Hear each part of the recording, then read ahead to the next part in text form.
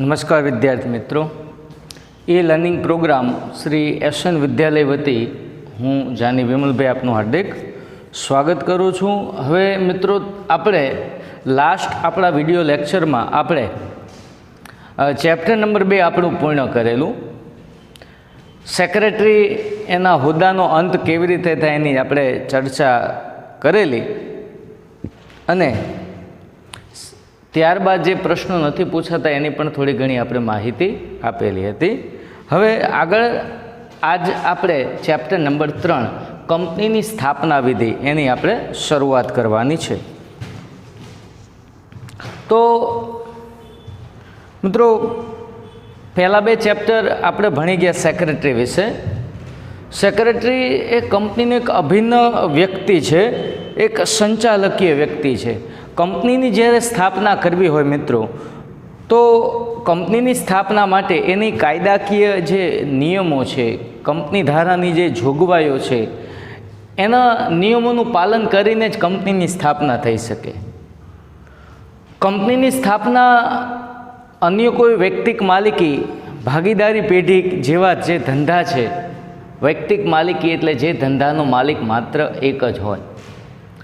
ભાગીદારી પેઢી એટલે કે જેમાં ઓછામાં ઓછા 2 ભાગીદારો અને વધુમાં વધુ 50 ભાગીદારો હોય।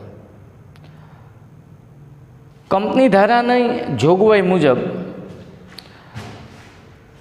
જેમ વૈયક્તિક માલિકી અને ભાગીદારી પેઢીની નોંધણી કરાવી ફરજિયાત નથી, તેવી જ રીતે કંપનીની સ્થાપના કરવા માટે નોંધણી કરાવી ફરજિયાત છે।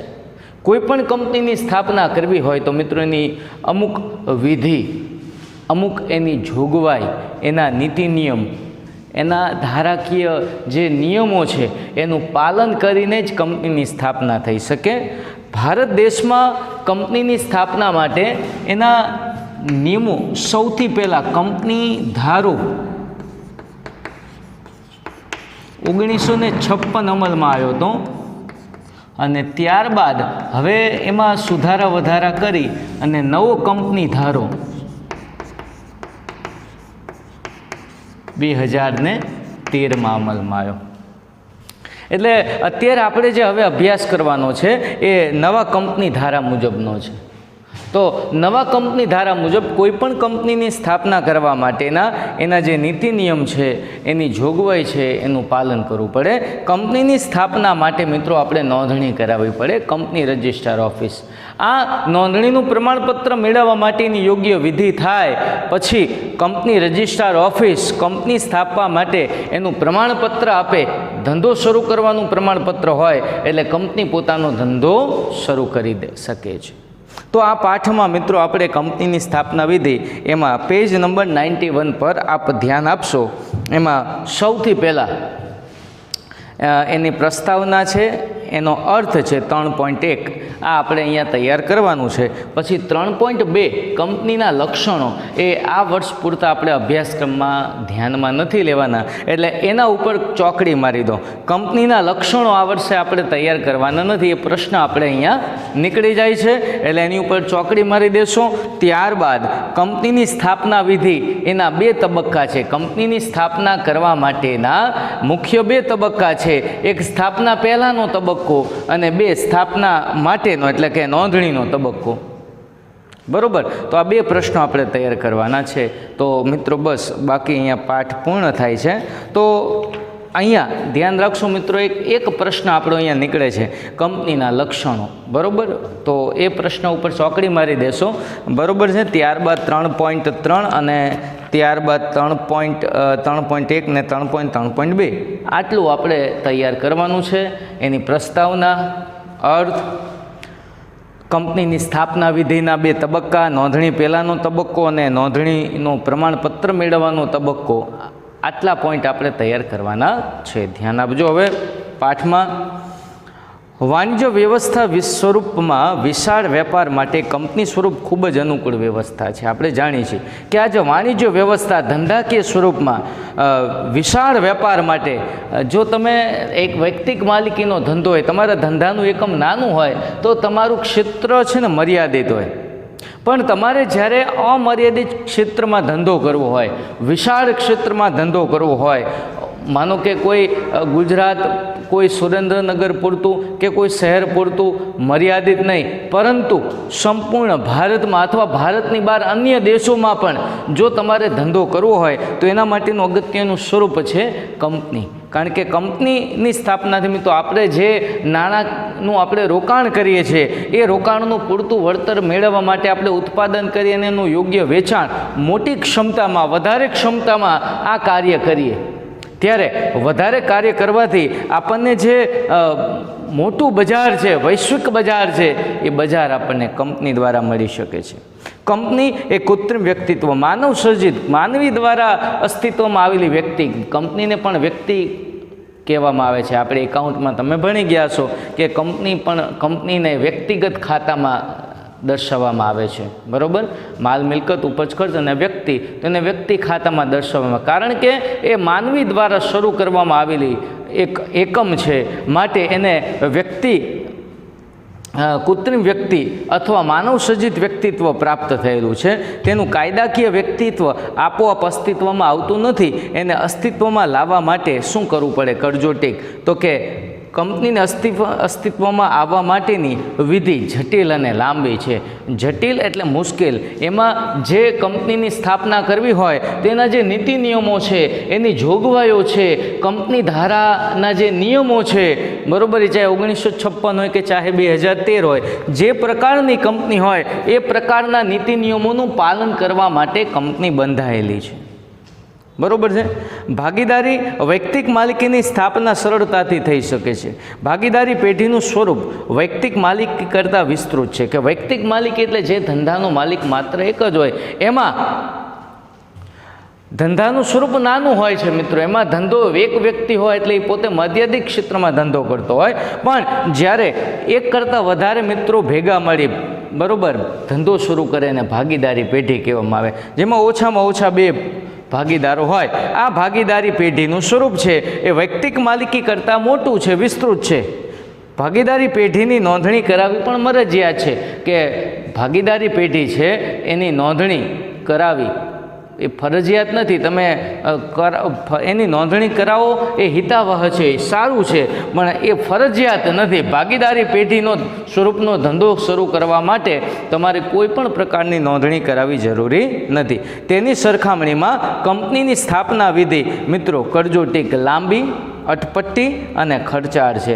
કંપનીની સ્થાપના કરવી હોય તો મિત્રો એમાં વધારે નાણાંનું રોકાણ કરવું પડે. એ સરળતાથી આપણે ધંધો શરૂ કરી દઈએ, ચાલો કાલથી કંપની સ્થાપી દીધી, એ રીતે ન થાય. કંપનીની સ્થાપના કરવા માટે એની જે વિધિ છે એ લાંબી છે, અટપટી અને ખર્ચાળ છે. કંપની ધારાની જોગવાઈનું પાલન, જરૂરી દસ્તાવેજોની નોંધણી અને કાનૂની પ્રક્રિયા પૂર્ણ થયા બાદ જ કરજોટી કંપની ક્યારે અસ્તિત્વમાં આવે? આ બધા પ્રશ્ન છે એક માર્કના મિત્રો, બરાબર. ફરીથી પછી રિપીટ કરીશું આપણે. કંપની ધારાની જોગવાઈનું પાલન કરીને મેં જે તમને હમણાં માહિતી આપી કે 1956નો કંપની ધારો હોય, હવે કંપની ધારો 2013 નવો કંપની ધારો અમલમાં આવ્યો. તો આ કંપની ધારાની જોગવાઈનું પાલન કરીને જરૂરી દસ્તાવેજો, એટલે અમુક પ્રમાણપત્રો હોય મિત્રો, કંપનીની સ્થાપના માટેના અમુક દસ્તાવેજો હોય, પ્રમાણપત્રો હોય, એની નોંધણી કરાવવી પડે. કાનૂની પ્રક્રિયા પૂર્ણ થાય ત્યારબાદ જ કંપની અસ્તિત્વમાં આવે છે. એમને એમ કંપનીની સીધી સ્થાપના થઈ શકતી નથી. આવી રીતે કૃત્રિમ કાનૂની વ્યક્તિત્વને અસ્તિત્વમાં લાવવાનું કાર્ય કરનાર, બરોબર, કરનારને સ્થાપક, પ્રયોજક, પ્રવર્તક અથવા પ્રમોટર, બરોબર. કંપનીની સ્થાપના અથવા કંપનીને અસ્તિત્વમાં લાવવાનું કાર્ય કરનારને શું કહે છે? આવો પ્રશ્ન પૂછાય, બરોબર. કંપનીને અસ્તિત્વમાં લાવવાનું કાર્ય કરનારને શું કહે છે? તો કે સ્થાપક, પ્રયોજક, પ્રવર્તક અથવા પ્રમોટર કહે છે. તો મિત્રો આમાંથી ઘણા બધા પ્રશ્નો નીકળે. ખાસ ફરીથી વાણિજ્ય વ્યવસ્થા સ્વરૂપમાં વિશાળ વેપાર માટે કયું સ્વરૂપ અનુકૂળ વ્યવસ્થા છે? તો કે કંપની. કંપનીને અસ્તિત્વમાં લાવવા માટેની વિધિ કેવી છે? તો કે જટિલ અને લાંબી. ભાગીદારી પેઢીની નોંધણી કેવી છે? તો કે મર્યાદિત. કંપનીની સ્થાપના વિધિ કેવી છે? તો કે લાંબી, અટપટી અને ખર્ચાળ. કંપની કેવી રીતે અસ્તિત્વમાં આવે છે? તો કે કંપની ધારાની જોગવાઈનું પાલન કરી, જરૂરી દસ્તાવેજો નોંધાવી અને કાનૂની જે પ્રક્રિયાઓ છે એ પૂર્ણ કર્યા બાદ જ કંપની અસ્તિત્વમાં આવે. કંપનીને અસ્તિત્વમાં લાવવાનું કાર્ય કરનારને શું કહે છે? તો કે સ્થાપક, પ્રવર્તક, પ્રયોજક અથવા અંગ્રેજીમાં એનો શબ્દ પ્રમોટર કહે છે. બરાબર. તો આ મિત્રો કંપનીની સ્થાપના કરવા માટે અહીંયા એની જે પણ વિધિ છે, આપણે આજે આ પ્રકરણમાં કંપનીની સ્થાપના કરવા માટે કઈ વિધિનું પાલન કરવું પડે, તો અહીંયા આપણે આ પ્રકરણમાં આપણે એની ચર્ચા કરવાની છે. તો સૌથી પહેલાં કંપનીની સ્થાપના વિધિનો ચર્ચા કર્યા પહેલાં એનો અર્થ આપેલો છે. કંપની એટલે શું? તો કે કંપનીનો કાયદાકીય રીતે કે ટેકનિકલ રીતે કોઈ અર્થ નથી મિત્રો. કંપની જેમ માનવી એટલે શું, માનવ એટલે શું, તો એનો કોઈ અર્થ નથી. એવી જ રીતે કંપની એટલે શું એનો કોઈ ચોક્કસ અર્થ નથી. પરંતુ બ્રિટિશ કોમન લો મુજબ, બરાબર, બ્રિટિશ કોમન લો એટલે કાયદો, બરાબર, કોમન લો મુજબ કંપનીનો શું અર્થ કરવામાં આવેલો છે?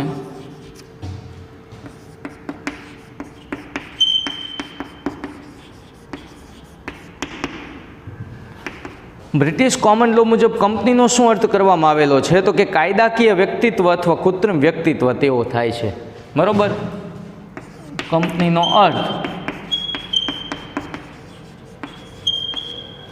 શું કરવામાં આવેલો છે? તો કે કાયદાકીય વ્યક્તિત્વ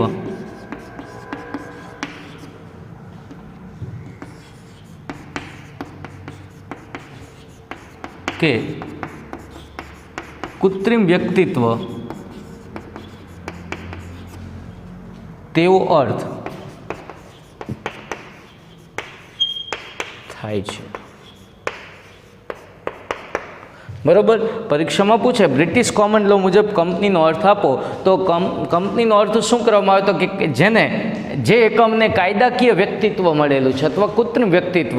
કાયદાકીય એટલે કંપનીની સ્થાપના કરવા માટે કંપની ધારાના જે નિયમો છે, કાયદાકીય નીતિ નિયમો છે, જોગવાઈઓ છે, એનો અમલ કરીને જ કંપનીની સ્થાપના વિધિ વ્યક્તિ દ્વારા થાય. માટે એને કૃત્રિમ વ્યક્તિત્વ, એને માનવ સર્જિત વ્યક્તિ તરીકેનો અહીંયા એક એકમને કંપની એકમને અહીંયા હોદ્દો પ્રાપ્ત થયેલો છે. માટેને કાયદાકીય વ્યક્તિત્વ અથવા કૃત્રિમ વ્યક્તિ તેવો અર્થ અહીંયા કરવામાં આવે છે.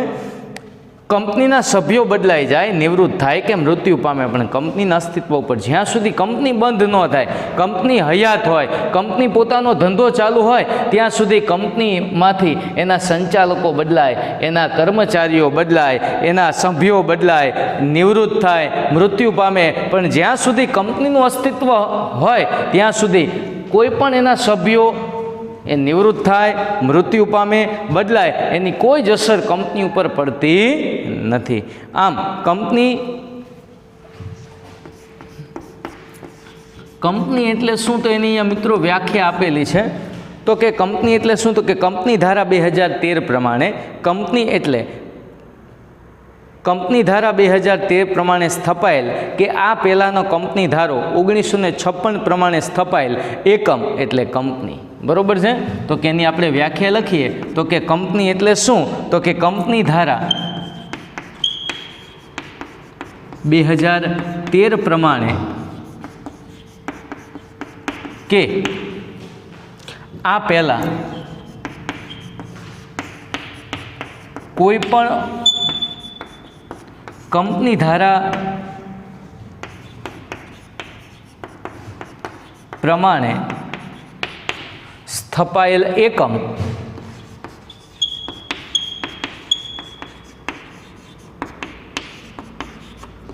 એટલે કંપની.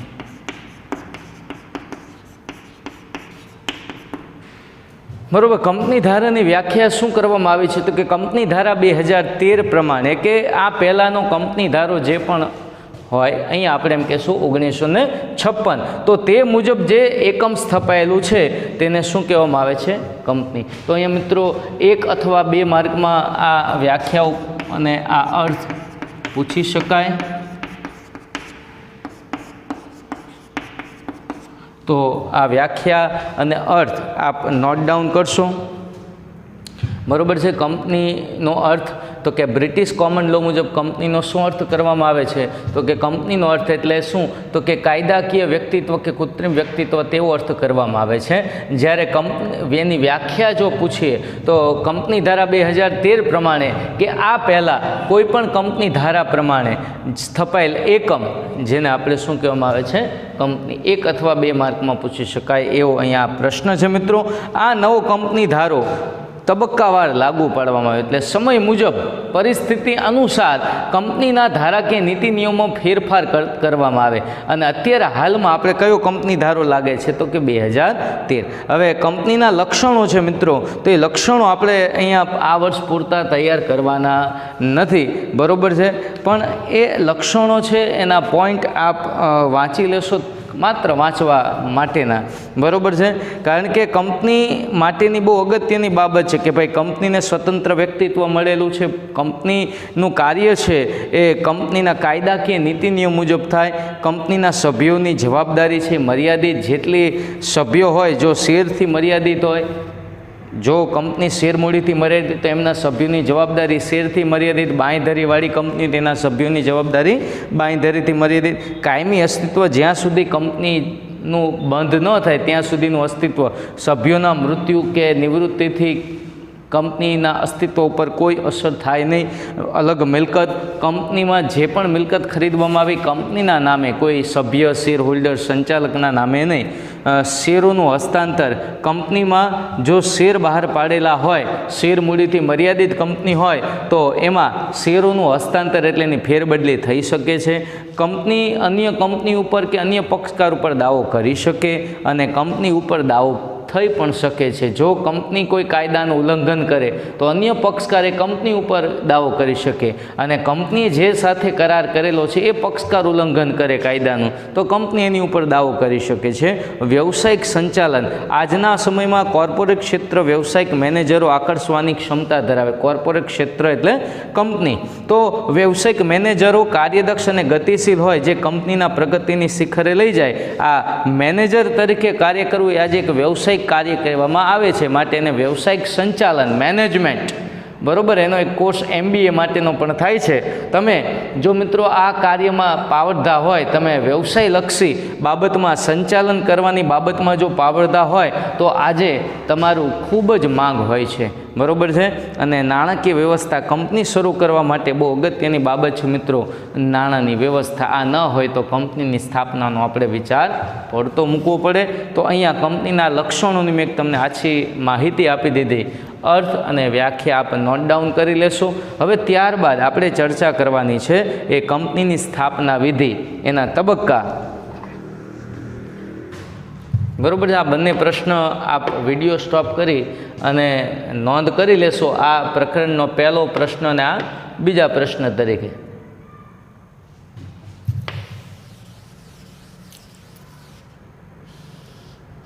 અચ્છા, આગળ વધીએ છીએ.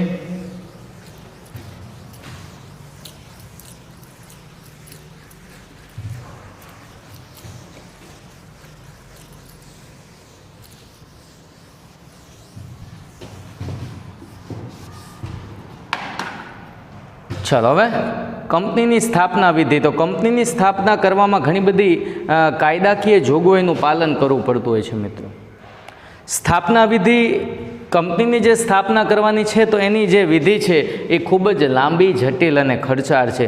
કંપનીની સ્થાપના કરવા માટે મિત્રો આપણે ઘણો બધો ખર્ચ કરવો પડતો હોય છે. એના જે નીતિ નિયમો છે એટલા બધા જટિલ અને લાંબા હોય કે એને યોગ્ય રીતે આપણે સમજવા પડે. એ સમજ્યા વગર આપણે કંપનીની સ્થાપના થઈ ન શકે, બરાબર છે. આ કંપનીની સ્થાપનાનું કાર્ય અચાનક ન થઈ જાય, ચાલો આજે વિચાર આવે ને કાલ કંપની સ્થાપી દે, એવું કંપનીની સ્થાપના વિધિમાં ન થાય. એની તબક્કા મુજબ સમયને ધ્યાનમાં રાખી અને સ્થાપના કરવામાં આવે. તે માટે નીચેના તબક્કામાંથી પસાર થવું પડે. તો કંપનીની સ્થાપના માટેના મુખ્ય 2 તબક્કા મિત્રો, કંપનીની સ્થાપના વિધિ કરવા માટેના 2 તબક્કા. એક સ્થાપના પહેલાંનો તબક્કો એટલે કે નોંધણી પહેલાંનો તબક્કો, અને 2 સ્થાપના પછીનો એટલે કે નોંધણીનું પ્રમાણપત્ર મેળવવાનો તબક્કો. તો હવે આપણે આજે અત્યારે ચર્ચા કરીએ મિત્રો કંપનીની સ્થાપના પહેલાંના તબક્કામાં કઈ બાબતોનો સમાવેશ કરવામાં આવે, બરાબર છે. તો કંપનીની સ્થાપના પહેલાં કે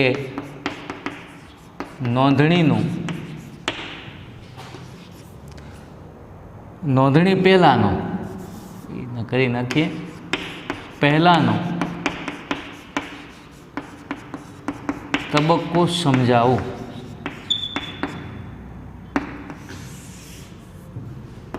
4 અથવા 5 માર્કમાં પૂછી શકાય એવો પ્રશ્ન છે મિત્રો. તો કંપનીની સ્થાપના માટે પહેલાં કંપની સ્થાપના કર્યા પહેલાંના તબક્કાની આપણે મિત્રો અહીંયા વિચારણા કરવી પડે. તો સ્થાપના પહેલાંનો તબક્કો, આ કંપની સ્થાપનાનો પ્રથમ તબક્કો છે. આ પ્રારંભિક તબક્કામાં કંપની સ્થાપવાના વ્યવહારુ શક્યતા, સાધનોની ઉપલબ્ધિ, મૂડી વગેરે વિશે તપાસ કરવામાં આવે અને ત્યારબાદ કંપનીની સ્થાપના કરવામાં આવે. મિત્રો, કંપની સીધી વિચાર કર્યો સ્થાપી દેવાય. હવે એવું બને કે જો યોગ્ય વિચાર કર્યા વગર કંપની સ્થાપીએ તો લાખના 12,000 થાય. બરોબર છે. તો કંપનીની સ્થાપના માટેના યોગ્ય વિચાર, એની ભૌતિક સાધનો, એની મૂડી કેટલી જોશે, કેટલો નફો મળશે, કેવી રીતે ધંધો કરવામાં આવે, ક્યાંથી ઉત્પાદન કેવી રીતે કરશું, એનું વેચાણ ક્યાં કરશું, એની માંગ શું છે, એનું ફ્યુચર ભવિષ્ય શું છે, વર્તમાનમાં કેવી પરિસ્થિતિ છે, આ બધી જ શક્યતાઓ વિચારી અને પછી જ કંપનીની સ્થાપના કરવામાં આવે છે. તો સૌથી પહેલાં મિત્રો, કંપનીની સ્થાપના માટે સૌથી પહેલાં છે ધંધાનો સ્થાપનાનો વિચાર કરવો. આ આપણો મિત્રો ત્રીજો પ્રશ્ન તમારે અહીંયા ત્રીજા પ્રશ્ન તરીકે પેજ નંબર 92 પર પહેલાં 2 પ્રશ્ન મેં કંપનીનો અર્થ અને કંપનીની વ્યાખ્યા કીધી. ત્યારબાદ આ ત્રીજા પ્રશ્ન તરીકે 4 અથવા 5 માર્કમાં પૂછાય તેવો કંપનીની સ્થાપના પહેલાંનો અથવા નોંધણી પહેલાંનો તબક્કો સમજાવો. તો કંપનીની સ્થાપના માટે મિત્રો એની ધંધાની સ્થાપના, કે આપણે કયા પ્રકારનો ધંધો કરવો, તો પહેલાં આપણે વિચાર કરવો પડે કે ભાઈ મારે આ પ્રકારનો ધંધો કરવો છે. તો એ ધંધામાં આપણને થોડું ઘણું જ્ઞાન તો હોવું જોઈએ. એમ તો આપણે કંપનીની સ્થાપના, એનો ધંધો ન શરૂ કરાય. કંપની સ્વરૂપમાં ધંધાની સ્થાપના અંગેનો ખ્યાલ એક વ્યક્તિ કે વ્યક્તિ સમૂહને ઉદ્ભવે. રિલાયન્સ આજે મોટું વટવૃક્ષ છે, તો એનો ખ્યાલ ધીરુભાઈ અંબાણીને એક વિચારથી આવ્યો હશે. આજે આપણે જાણીએ છીએ કે રિલાયન્સ એ ખૂબ મોટી કંપની બની ગઈ. તો એનો વિચાર એક વ્યક્તિના આપણે વિચારમાંથી, બરાબર, આ વિચાર બીજ છે એ કંપનીનું વિરાટ વટવૃક્ષ માટેનું એક બીજ છે. આ ખ્યાલ ધંધાની સ્થાપના તરફ દોરી જાય. સ્થાપકના આ બીજ રોપણને તેની કલ્પના શક્તિ અને સર્જકતા પોષે છે. કે એક તમારો વિચાર છે કે ભાઈ મને આ વિચાર આવ્યો કે મારે આ કંપની સ્થાપવી છે, મારે આ પ્રકારનો ધંધો કરવો છે, તો આ જે વિચાર એ બીજ કહેવાય. આ બીજ જો એક વખત રોપાઈ જાય, યોગ્ય અને પૂરતું પોષણ મળે, તો એનું વિરાટ વટવૃક્ષ તૈયાર થાય મિત્રો. બરોબર છે. એટલે ધંધાકીય સ્થાપના તરફ દોરી જાય. સ્થાપકના આ બીજ રોપણ, એની કલ્પના શક્તિ, કલ્પના એટલે મિત્રો ઘણા સપના જોતા કે મારે જીવનમાં કરવું છે, એ કરવા માટે અથાગ પરિશ્રમ કરે, મહેનત કરે, ત્યારે એને સફળતા મળે ને સર્જકતા પોષે છે. હવે આ કલ્પના શક્તિ, સર્જકતાને આધારે એ કંપની સ્થાપવાનો વિચાર તો કર્યો, પણ તેમાં રહેલા એ જોખમો ઉઠાવવા તૈયાર હોય, માનવ શક્તિ તેમજ માલ સામાનને ક્રિયાશીલ કરી ધંધા તરફ વાળે છે, ત્યારે કંપની અસ્તિત્વમાં આવે. એમને કંપની સીધી વિચાર કર્યો કે ભાઈ આપણે પણ આ પ્રકારની કંપની શરૂ કરીએ, તો એમ કંપની શરૂ ન થાય. એના માટે સખત મહેનત કરવી પડે, જોખમ લેવું પડે અને સતત કાર્યશીલ રહેવું પડે. માનવ શક્તિ અને માલ સામાનને ક્રિયાશીલ કરી, કે આપણે માનવ શક્તિ, માણસોની જરૂર પડે, સાધન, માલ સામાન આ બધી યોગ્ય ક્રિયાશીલ અને યોગ્ય જગ્યાનો ઉપયોગ કરી અને ધંધા તરફ વાળીએ, ત્યારે મિત્રો કંપની અસ્તિત્વમાં આવે. માટે કંપનીને પ્રવર્તકનો માનસ પુત્ર, કારણ કે કંપનીની સ્થાપના જે સ્થાપકના મનમાં, એટલે જેને કંપનીની સ્થાપનાનો વિચાર કર્યો છે, એના મગજના વિચારથી અસ્તિત્વમાં આવે, માટે એને માનસ પુત્ર કહેવામાં આવે છે. આ કારણ પણ પૂછાય તો આ પહેલો પોઈન્ટ આપણે લખવાનો રહેશે. બરોબર. કંપનીને પ્રવર્તકનો માનસ પુત્ર કહે છે. આ પ્રશ્ન પૂછાય તો આ પહેલો પોઈન્ટ લખવાનો રહેશે. યાદ રાખજો મિત્રો. બરોબર છે. ચાલો હવે તમે ધંધાની સ્થાપનાનો વિચાર કર્યો કે ભાઈ મારે આ પ્રકારનો ધંધો સ્થાપવો છે, તો એ ધંધો સ્થાપવા માટે પહેલાં તમારે શું કરવું પડે? પ્રાથમિક તપાસ કરવી પડે. એમને એમ તો ધંધો સ્થપાય નહીં. તો આ ધંધો સ્થાપવા માટે તમારે પ્રાથમિક વિચાર કરવો પડે. વૈચારિક ખ્યાલની શક્યતાઓ નિષ્ણાંતો દ્વારા તપાસવામાં આવે. પ્રાથમિક તપાસ એટલે આવક અને ખર્ચનો અંદાજ, કે ભાઈ હું આ પ્રકારનો ધંધો સ્થાપું તો એમાં મને આવક કેટલી મળશે, મારે એમાં ખર્ચ કેટલો થશે. હવે આવક વધારે થતી હોય તો ધંધો કરાય, ખર્ચ થતો હોય ધંધો ન કરાય. પરિણામ સંતોષકારક હોય તો જ મિત્રો ઘનિષ્ઠ તપાસ એટલે વિગતવાર તપાસ કરવામાં આવે. એટલે જો આપણને આમાંથી આવક વધારે મળશે એ શક્ય હોય તો જ આપણે મિત્રો હવે એની વિગતવાર તપાસ કરાય. એટલે ત્રીજો પોઈન્ટ વિગતવાર તપાસ.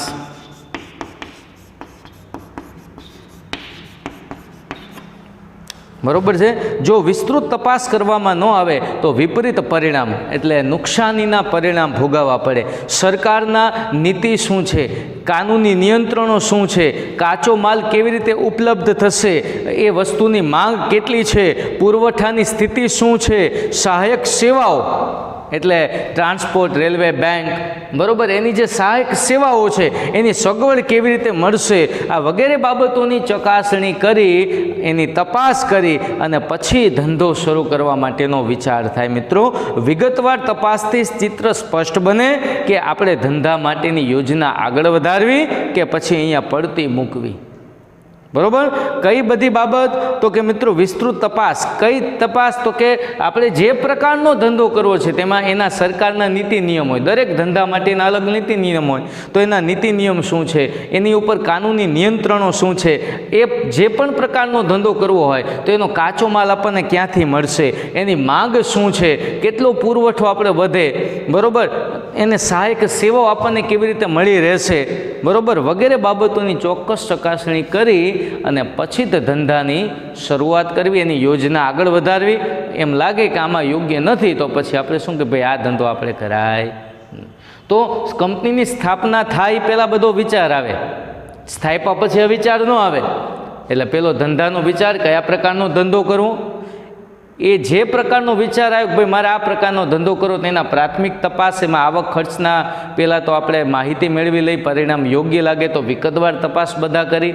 વિગતવાર તપાસ કર્યા પછી હવે એમ લાગે કે ભાઈ આપણે આ પ્રકારનો ધંધો શરૂ કરવો જ છે, આપણને આ બધી વ્યવસ્થા, સરકારના નીતિ નિયમો શું છે, કાનૂની નિયંત્રણો શું છે, માંગ પુરવઠાની સ્થિતિ કેવી રહેશે, ભવિષ્યમાં માંગ કેવી રહેશે, બરોબર છે, સહાયક સેવાઓ કેવી રીતે મળશે, કાચો માલ આપણને આ રીતે ઉપલબ્ધ, આ બધી આપણને જાણકારી મળી ગઈ તો આપણે સંસાધનોની સગવડ એટલે સાધનોની,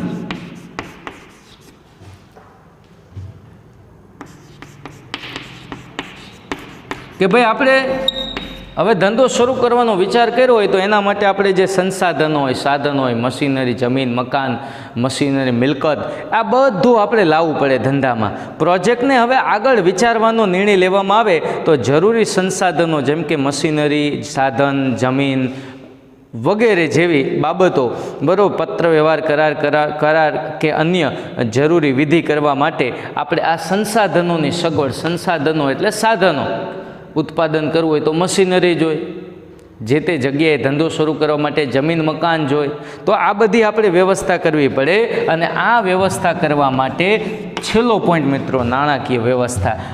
ધંધો શરૂ કરવાનો વિચાર આવ્યો, પ્રાથમિક તપાસ થઈ ગઈ, બરોબર છે, વિગતવાર તપાસ થઈ ગઈ, તો હવે મિત્રો ધંધો શરૂ કરવાનું વિચાર્યું તો આપણે સાધનોની વ્યવસ્થા કરવા માટે હવે સૌથી અગત્યનું નાણાકીય વ્યવસ્થા. આ ન હોય તો બધું પડતું મૂકવું પડે. જો આપણે ધંધો શરૂ કરવાનો વિચાર કર્યો અને હવે સાધનોને મિલકતો ખરીદવી હોય અને એની સ્થાપના કરવી હોય તેના જરૂરી ખર્ચાઓ આવશ્યક બને, તો આ બધાને પહોંચી વળવા માટે આપણી પાસે નાણાકીય બાબતની વિચારણા હાથ ધરાય કે પૂરતા નાણાં હોય તો ધંધો થાય, નહીંતર પછી અહીંયા યોજના પડતી મૂકવી પડે.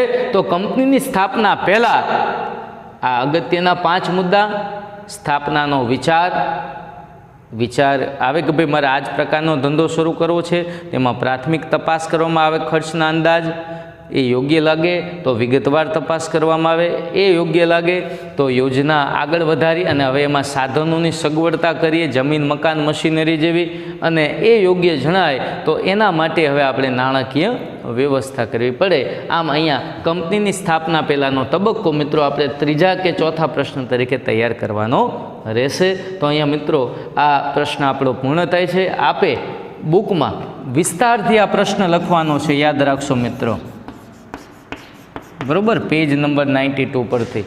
અર્થ, વ્યાખ્યા અને આ ત્રીજો પ્રશ્ન. લક્ષણો આપણે હવે લખવાના નથી. હવેનો આપણો જે પ્રશ્ન છે એ નોંધણીનું પ્રમાણપત્ર મેળવવાનો તબક્કો, એની ચર્ચા આપણે હવે પછીના પીરિયડમાં કરીશું. એ આપણો છેલ્લો પ્રશ્ન રહેશે. ત્યારબાદ આપણે આગળનું પ્રકરણ શરૂ કરીશું. બરાબર છે. તો આ 3 પ્રશ્ન આપણે નોટ ડાઉન કરી લેશું. જય મહાદેવ. નમસ્કાર.